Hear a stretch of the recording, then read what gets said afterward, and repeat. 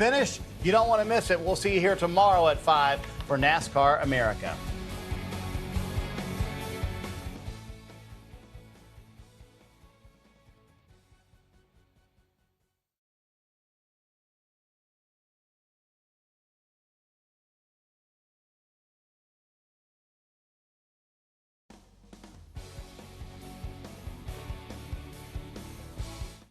Marty Snyder. He loves that. Kyle Petty. He loves I love that. And Tyler Reddick. Greetings. Greetings. Greetings. Jeff always loves it when I say greetings. Do that all the time in South Boston. Yeah, we'll start the show with greetings.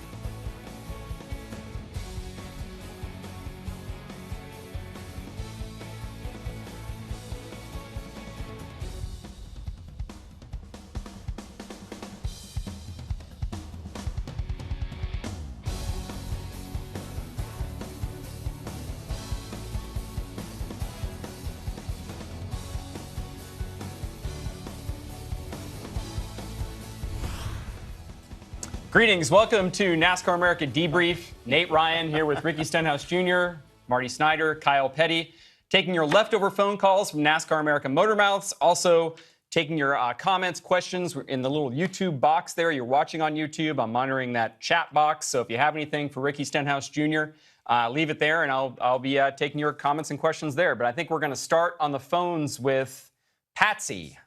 Patsy, welcome to NASCAR America Debrief. That's cool. Thank you. Yeah. I don't really have a question. I just wanted to give a big shout out to Ricky for being such a role model for Kara and Ryan Priest. Their dad's been going through cancer last year, and every time they saw him, he was just so uplifting to them and supportive to them, and we just can't thank him enough. That's so cool. Good to hear from you. Yeah, thank you for calling and letting everybody know that. Patsy. That's really cool. That's cool. Very nice. Yeah. Yeah, Thanks, Taking Patsy. time for the fans. What a great way to start the show on a positive note. Now let's take it down. Now let's take it. Actually, I have a hashtag, let me say this, left over for you, Ricky, from Brian Ontis. He wants to know, he loves the fact you didn't forget where you came from by continuing to race dirt. He wants to know, what are the odds of getting Ryan Newman to race on a dirt track with you in the future? You know, Ryan raced some dirt cars growing up and raced, kind of sprint car, open wheel, growing up a lot. He owns he's part owner, has some sweat equity in USAC sprint car team. Yeah. And so we watch that on the weekends together. He goes to a lot of dirt tracks with me, but he would get in. He would get in. So we need to get him to run Chili Bowl. Every weekend, you're watching a dirt race somewhere in a motorhome. I'm going home tonight to watch USAC. So wait, let's back Kyle it and up. I sat in the airport yesterday. We watched. Watch USAC midgets Yes, from we did. Pennsylvania. Yes, we did. So Yes, we every did. night you're watching a dirt race somewhere. Just about. Really? That's awesome. Yeah. I love the internet. Yeah. Sometimes. We're in Sometimes. the airport, and he has his phone, like, with a magnet on it, up on the railing as we're eating, and it's right there. And there's a dirt race on. True. That's good. All right. I gotta get the Yes, back I of have a purple case. Don't tweet me about it. Okay, people? I think we've got another dirt question on the phone. Let's take a call from Logan. Logan, welcome to NASCAR America Debrief. Hey, how's it going, guys? Good.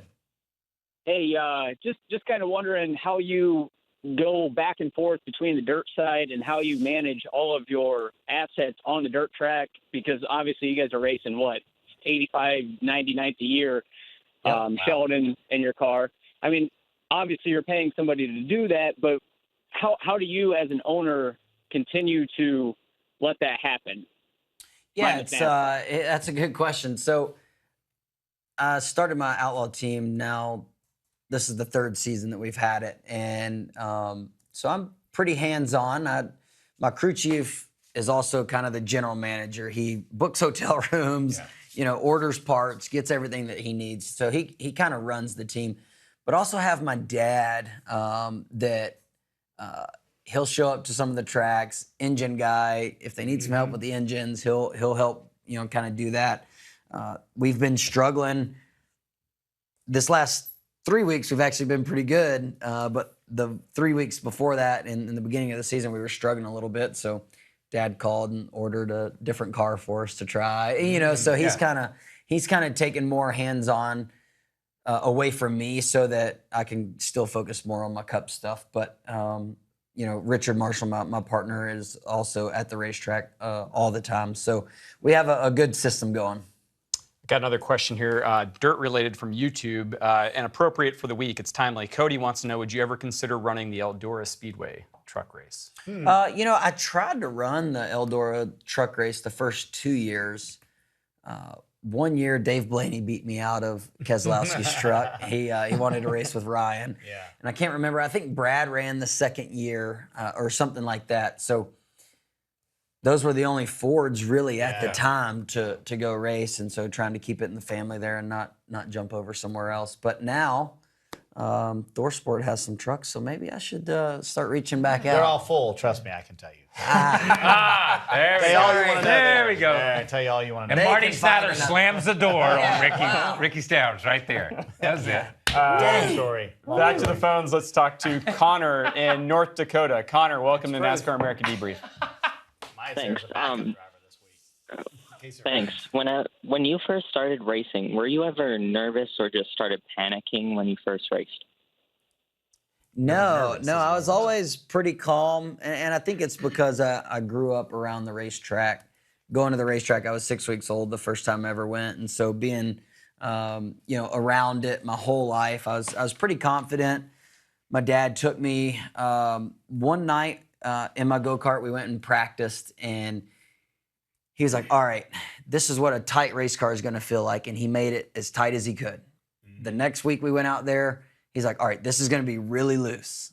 Like, you're going to want to spin out. This is a loose race car. Yeah. And then we kind of tried to dial it in to where it was fast. And so with those three, you know, getting out in the go-kart and stuff and riding dirt bikes growing up, I was always not nervous, but sometimes I still get anxious, though, a little bit, like get like ready to go. Was there ever a track you like intimidated by? Like, first time you went, you're like, ooh, I don't know about this place. I would say Bristol, but obviously you told us earlier it was your favorite place. Probably Daytona, really, because it was still the old Daytona, and it was rough, and it was slick, and, you know, you're out there by yourself, everything's fine, but, you know, when you're in the draft, in our ARCA car, we had it trimmed out, it was really loose, and I was like, dang, this is nerve-wracking as my first ever stock car race. Right. And so that's probably the one time I for sure got nervous.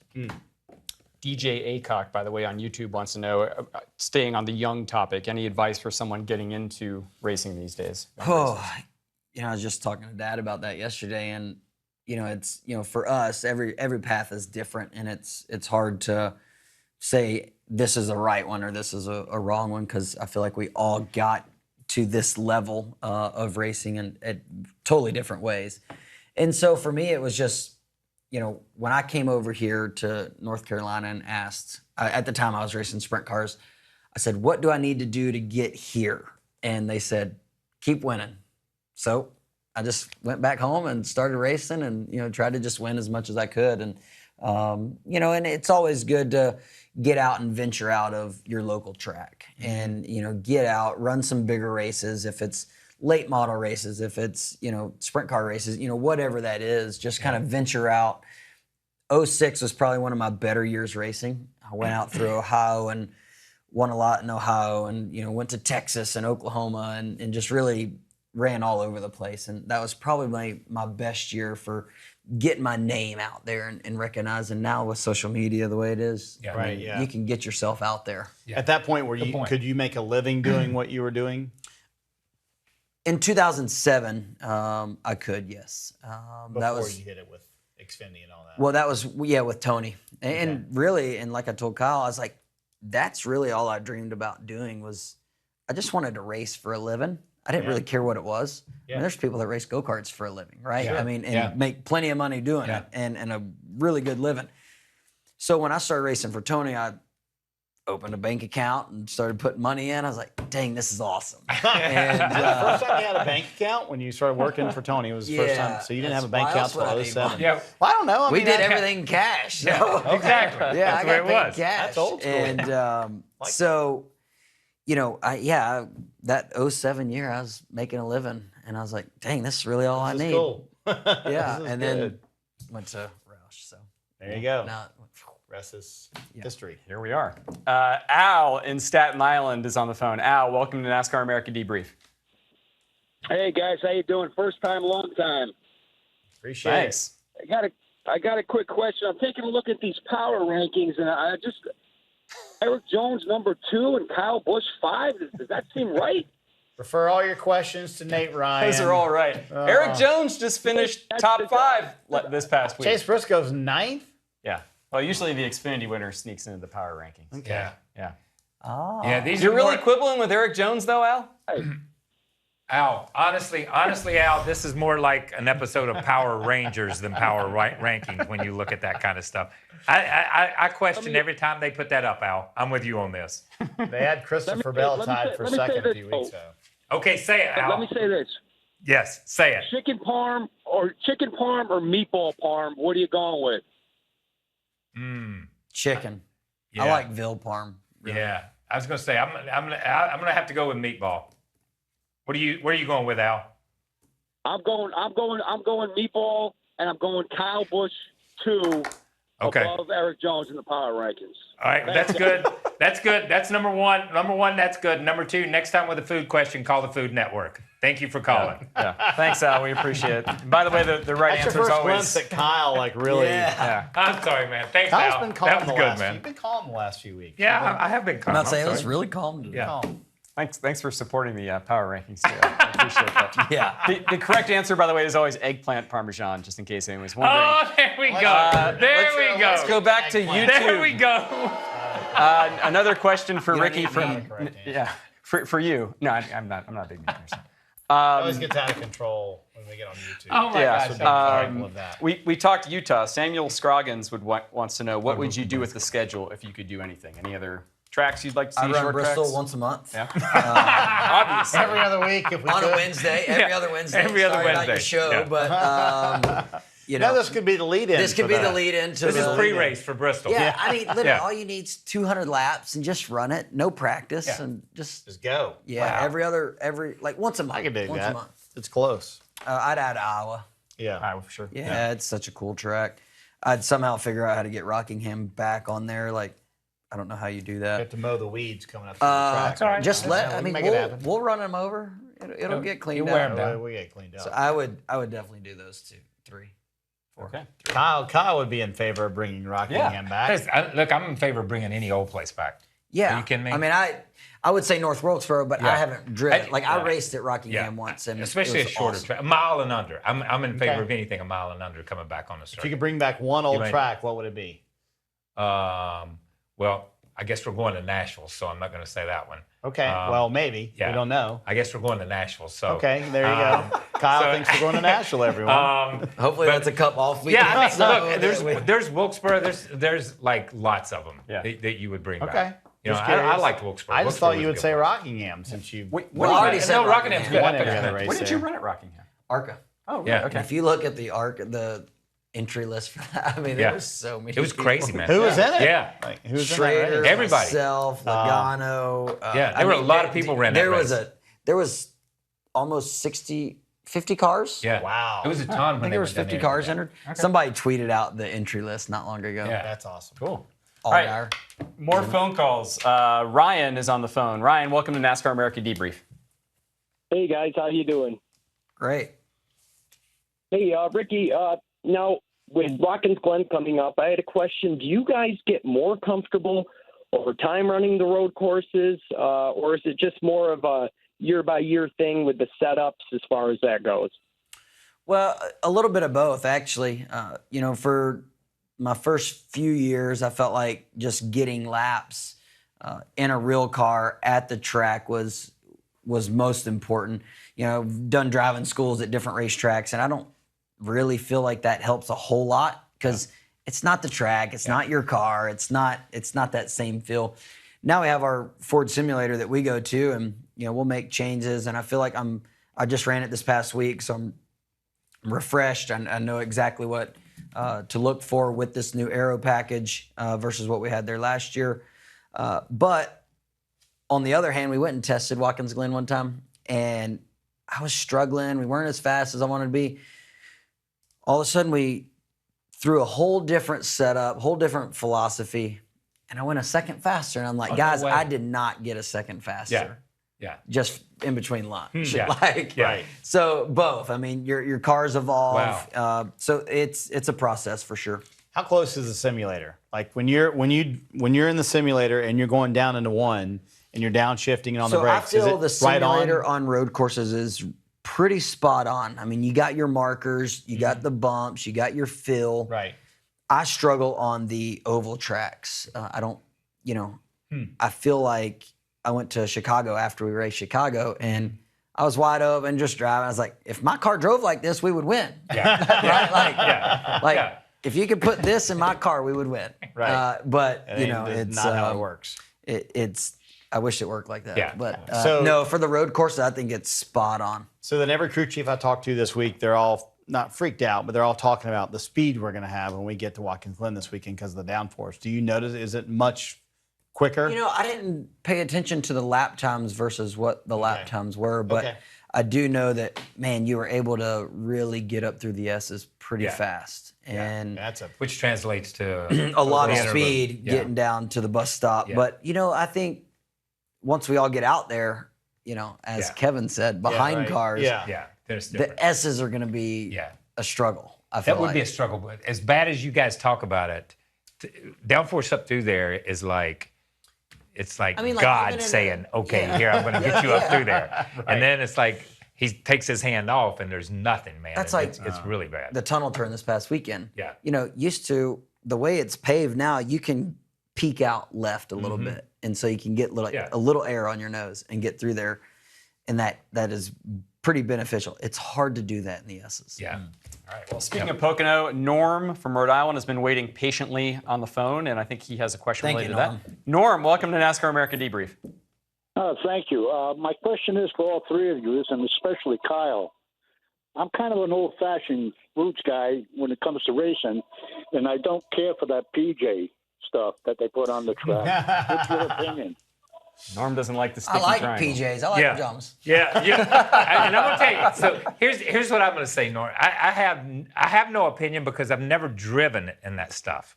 And it was like for us, they used to, when they would seal a racetrack, it would be slick as all get out with the sealer that they put on it. I mean, it was terrible. Anytime they would seal a racetrack, so we hated it. Then when they've come with this stuff that you guys race on, it's totally different. It is. So for us, you had what you had. That's what you were. But we also had springs and shocks and mechanical grip that we could work with that overcame the aero side, where you guys don't. The first thing Denny said when he got out of the car was, if it wasn't for the PJ1, I don't win that race. So he changed the race. It does change the race, and I think, Norm, I think what we're looking at doing at NASCAR as drivers, we give a ton of feedback to NASCAR on where we think they should put it, if they're going to put it, and versus just having somebody just go out there and put it and where they spray it. think they should put it. Like turn 3, we haven't been able to run, off the bottom until this past weekend. Right. And I felt like that opened up passing opportunities. And so we're constantly putting it down in places where we struggled to pass. You don't have to have it at Atlanta. You don't have to have it at Chicago. You don't have to have it, at all these places where you don't struggle to pass. But we're just trying to make the passing better. How many drivers are in that mix? So I know Denny's part of that mix. Kevin's part of that mix. So you're all in that mix. We're all on the text that I know of. Is it with just SMI and Steve Swift, and you No, tell we him? just talk to each other and then just have one guy go present. Okay, cool. We got one more YouTube question for you. Chevy Roll 48 wants to know, should the Cup Series attempt to race on dirt? Any thoughts on that? I'm good with it. I think Cup's pretty far removed from dirt. I mean, I would agree with that. I know the King raced on dirt, and NASCAR started. It used to be a part of it. It used to be a part of it. But it used to be just like we have how many mile and a half racetracks? I mean, you've got 10 or 12 mile and a half races, whatever. Used to be there was that many or more dirt races during the course. So it was a natural thing. It's kind of an oddball thing to stick in. Honestly, so I think it's cool going to the dirt track. The trucks are racing at Eldora this week. That's awesome. But after you go around Eldora in a sprint car and then you watch the truck race, it's like, oh. Yeah. Oh, yeah. Yeah. You know, it's totally different. Oh, my God. And, you know, I feel like back in the day, the Cup cars were just as fast as any other dirt car on the dirt track because that was the dirt car. That was right. You know, and you just took that car and went straight to the asphalt track. And so, I don't know. I'm fine with it. I'm completely fine with it. But I'd like to see it. I'd like to see it. You would like to see it? Yeah, yeah, absolutely. Yeah, why not? That surprises me. I mean, I would definitely like to see it, but I don't know. I think to me, the truck race is special. Favorite. Yeah. It makes the truck race special. Yeah, and it's great for the truck series. I think it's good because it's good, not because it's unique. I think that argument I don't quite understand. Yeah. I think it works well because it's entertaining. And it is entertaining. I would be entertained by a Cup. I usually find that when I disagree with you, I'm usually wrong, except for a handful of things. You're usually right. That's a great point. I appreciate that. You're usually right. All right, that's going to wrap things up. I have one more thing, though, to hit. Hashtag Let Me Say This. We actually had one more for the man behind hashtag Let Me Say This. Alexandra Heap sent us this. She found a postcard of Kyle Petty at an antique show, and she had to buy it. So. Listen. Yeah, that is kind of what I look like hanging on your wall. Listen, I have to say this, Alexander. Every time and everywhere I go to an antique store, I buy my souvenirs at antique stores. They're everywhere. And Ricky's mom hurt me yesterday. Ricky's mom and dad hurt me yesterday. We were down at his house. What year is that car? 87? 85. 85. Got an 85 SS Monte Carlo. Setting it in their garage. An 85 SS Monte Carlo. Wow. With Had an an antique tag on it. Oh, it crushed me. It crushed me, man. I raced that car. I raced those guys. And I'm like, don't put an antique tag on that thing, man. It killed me. You also learned you're 1 year older than his dad, too. I know. I'm older than Ricky's dad. Did so you that's perm that, or was it just curly? That's just the way it is, man. See, it's all falling out now, so it's not that way. But that's the way it was, man. That's the way it was. Incredible, isn't it? That's impressive. It looked good. Yeah, I had the curls. You had the mullet. I mean, we're like. You had the mullet at 3. I do like it. Yeah, I had the mullet too. You had a mullet? Yeah, I had the mullet too. I didn't know that. I mean, I've had it all. Are you kidding me?